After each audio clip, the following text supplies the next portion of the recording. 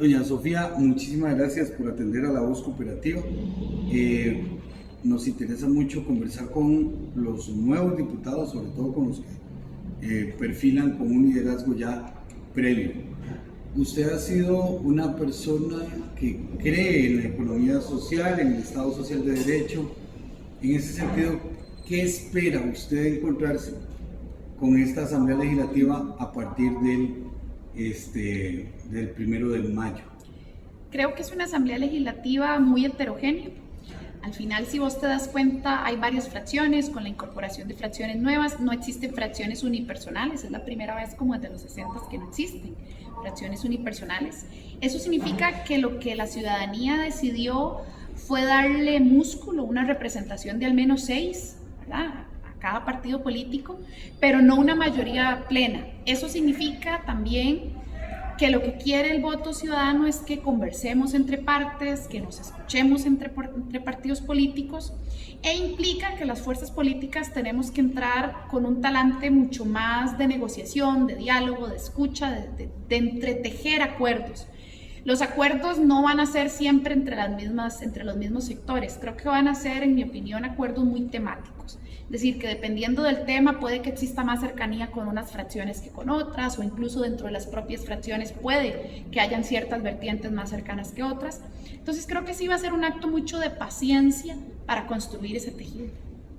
Al ser una fracción en mejores condiciones que la de José María Villalta, que fue unipersonal, ahora llegan con 6 diputaciones. Esa relación de fuerzas, ¿cómo puede sentir la gente, tanto la que votó por el Frente Amplio como las que lo observan? Que no se vaya a desarmar como sucedió hace 8 años.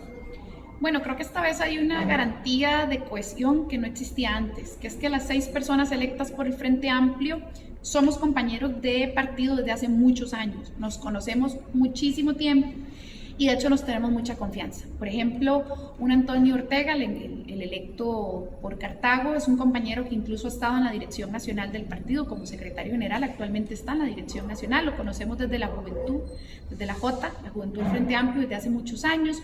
Un Jonathan Acuña, incluso fui compañera de trabajo de él como asesora, lo conozco desde hace muchos años. Ariel de Pérez Celedón también, una Rocío es cofundadora del Frente Amplio. Una Priscila de la Jota también, de hecho a Pri la conozco justamente de la Juventud del Frente Amplio, yo misma tengo 10 años de militar en el partido, entonces eso implica que podemos conversar con mucha más confianza para decirte, ay mira, no, tal cosa no me gustó, mejor repensemos esto, o mira, qué bien eso, incluso también para apoyarnos, para acompañarnos. Vos sabes que esta es una carrera de paciencia de 4 años. Es decir, hay que administrar bien las fuerzas, se requiere un equipo consolidado, un equipo que sabe repartirse tareas, un equipo en donde no priman los egos personales, sino el trabajo en colectivo. Eso no se hace de la noche a la mañana. Para eso se requieren equipos que se conocen y se trabajan en confianza. Y creo que esa es una ventaja que tenemos.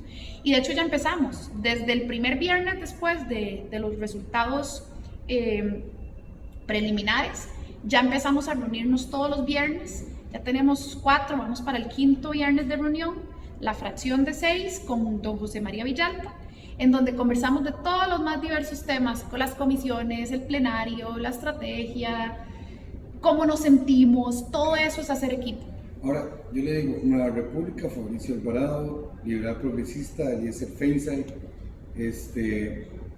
y Liberación Nacional, Rodrigo Arias, y hay que ver quién despunta el liderazgo duro de la Unidad Social Cristiana, ¿verdad? Esto por mencionarle los partidos duros y que son, de alguna manera, 3 de estos 4, por lo menos nominalmente, centro-derecha o derecha o liberales. Liberación tiene un problema de identidad, de alguna forma, ¿verdad? Pero su cartilla sigue siendo socialdemócrata. Y el Partido Progreso Social Democrático, que evidentemente, aunque haya evitado decir qué tendencia ideológica en el espectro tiene, pues el líder es del Banco Mundial y donde sabemos que el reduccionismo estatal es una de las máximas. Ustedes contra el mundo, ¿cómo perfilan eso? Por eso te decía hace un rato que se trata de construir tejidos y acuerdos por tema. Es decir, si nosotros aquí nos vamos a sentar a poner en disputa marcos ideológicos no vamos a llegar a nada nunca.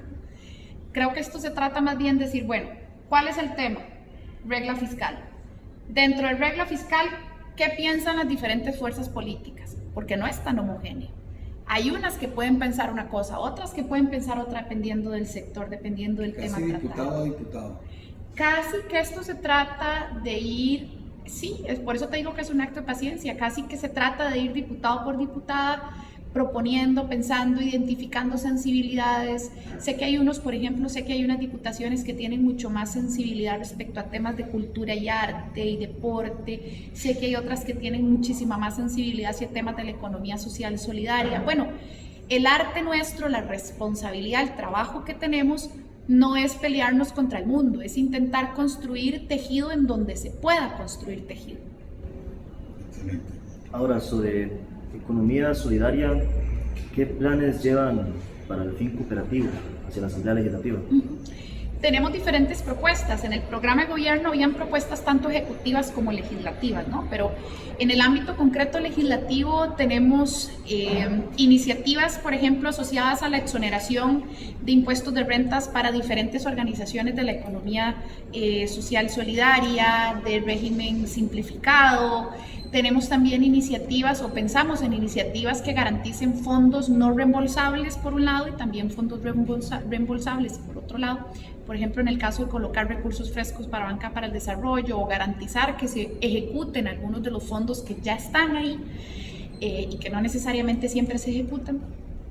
Y también creo que hay que generar un marco de incentivos y de estímulo para que, por ejemplo, las contrataciones, licitaciones y obra pública no termine acaparada siempre en grandes empresas privadas que concentran contratos, en donde hay muchos, a veces corrupción, puertas giratorias, sino que sean procesos mucho más democráticos, en donde precisamente puedan concursar MIPYMES, puedan concursar cooperativas, es decir, hay que democratizar más el acceso a permisos, licencias, contrataciones, etc. Regla fiscal, ¿cuál va a ser el abordaje de la fracción del Frente Amplio frente a la regla fiscal? Una legislación que ha estado erosionando la posibilidad de instituciones de todas las gamas que tienen que ver con los asuntos públicos, ¿verdad? Y debilitando su posibilidad de cumplir sus obligaciones de ley, desde el CNP hasta los colegios privados, pasando incluso por el CONACOP, aquí en el cooperativismo.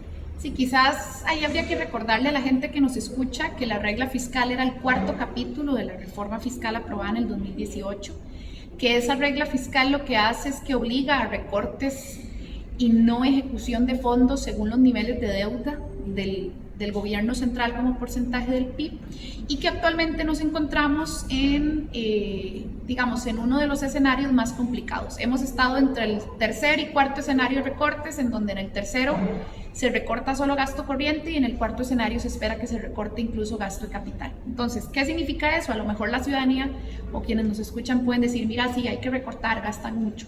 Lo que pasa es que en la práctica esta regla fiscal recorta programas sociales, le limita la ejecución a las universidades públicas incluso cuando generan sus propios ingresos en la venta de bienes y servicios, le limita la ejecución a recursos como en el caso de las cooperativas, aunque no provienen del presupuesto nacional de la República, el gobierno central. Entonces tiene un conjunto de sinsentidos que no forman parte del supuesto propósito inicial. Se suponía que el propósito era garantizar un límite a la cantidad de fondos que se utilizaban en el gobierno central, que en mi opinión era peligrosa la forma en la que incluso hicieron eso, porque permitía que no se le pagara el PANI, que no se le pagara la educación pública, que no se le pagara deuda a la caja. Es decir, hasta eso estaba mal hecho, pero aparte de eso le sumaron limitar los recursos de otras organizaciones y de otras instituciones, como entonces, es el caso, claro, de estas universidades y cooperativas y demás. Sí. La postura del Frente Amplio es que la regla fiscal debe ser revisada integralmente en su totalidad. Está mal hecha, es un despropósito que amarra en una crisis económica, nos impide más bien como sociedad poder invertir. Y por supuesto, aparte de esta revisión integral, también vamos a a participar de revisiones mucho más específicas que puedan ir avanzando a lo largo de estos años. Pero en definitiva, la regla fiscal es un compromiso, revisar la regla fiscal es un compromiso del Frente Amplio. Quizá para cerrar, agradeciéndole de verdad el espacio que nos dio doña Sofía. El Frente Amplio, como fracción legislativa, ¿verdad? Va a buscar entonces de alguna forma abordar los temas tema a tema, diputado a diputado. ¿Cuál es el mensaje de fondo que le da a usted a la audiencia y a la ciudadanía que está conociéndolos a ustedes como diputados electos de la gestión? ¿Cuál va a ser el norte de la gestión como gran estrategia general? Por un lado, no vamos a permitir que se vendan empresas públicas ni que se deteriore la institucionalidad o el Estado social de derecho. Vamos a garantizar a muerte los 6, que se le pague la caja, que se den los recursos que tiene que ser a la educación pública. Entonces, en ese sentido, vamos a hacer una muralla en contra de la irresponsabilidad. Pero por otro lado, vamos a dedicarnos durante estos 4 años a construir y proponer, porque no se trata solo de detener cosas negativas, se trata también de hacer avanzar cosas positivas. Que la ciudadanía nos dijera, no sean 1, sean 6, significa que la ciudadanía quiere que no solo seamos una resistencia o una oposición minoritaria, quiere que tengamos más músculo y más brazo para construir y para hacer avanzar cosas positivas. Y en respeto a esa decisión ciudadana, en respeto a esa voluntad de la gente, es que no solo debemos evitar que lo negativo avance, sino que tenemos que ir a construir tejido para que lo positivo camine. Y en eso positivo, ¿qué podría comentarnos a nivel general, como cierre? Bueno, precisamente una revisión integral a la regla fiscal o revisiones específicas son pasos positivos. Queremos construir pasos positivos de lucha contra el fraude fiscal, ¿verdad? Queremos construir pasos positivos de los proyectos para luchar contra la corrupción, para regular las puertas giratorias, para evitar que se use la medida de fianza como una forma de evitar medidas cautelares en casos de corrupción. Es decir, ves que se trata de ir dando pasos seguros que permiten avanzar hacia el lado correcto, y eso se hace con paciencia, escuchando y tejiendo acuerdos. Tejiendo acuerdos, excelente. Muchísimas gracias.